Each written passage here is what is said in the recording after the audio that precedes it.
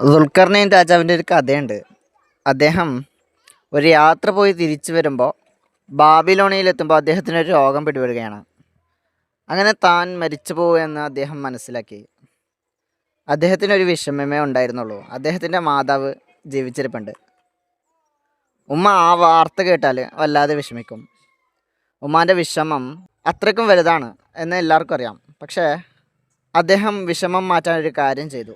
ഉമ്മയ്ക്ക് ഒരു ആട് അയച്ചു കൊടുത്ത് കൂടെ ഒരു വസിയത്തും അയക്കുന്നുണ്ട്. ഞാൻ മരിച്ചു എന്നറിഞ്ഞാൽ ആ ആടെടുത്ത് പാകം ചെയ്ത് ഒരു സൽക്കാരം കൊടുക്കണം. വരുന്നവർക്ക് ഒരു കണ്ടീഷൻ വെക്കണം. ജീവിതത്തിൽ ഇന്ന് വരെ പരീക്ഷണങ്ങൾ നേരിടാത്ത, ഇഷ്ടപ്പെട്ടവരെ നഷ്ടപ്പെടാത്തവരായിരിക്കണം ആ സൽക്കാരത്തിൽ പങ്കെടുക്കാൻ പാടുള്ളൂ. അങ്ങനെ അദ്ദേഹം മരണപ്പെടുകയാണ്.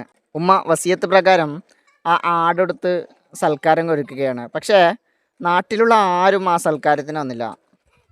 അതായത് പ്രയാസങ്ങൾ നേരിടാത്ത, നഷ്ടങ്ങളില്ലാത്ത ആരും ആ നാട്ടിലുണ്ടായിരുന്നില്ല. അതുപോലെ നമ്മുടെ ജീവിതത്തിലും നഷ്ടങ്ങളും ദുഃഖങ്ങളൊക്കെ ഉണ്ടാവും. എല്ലാം സഹിച്ച് നമ്മൾ ജീവിക്കുക.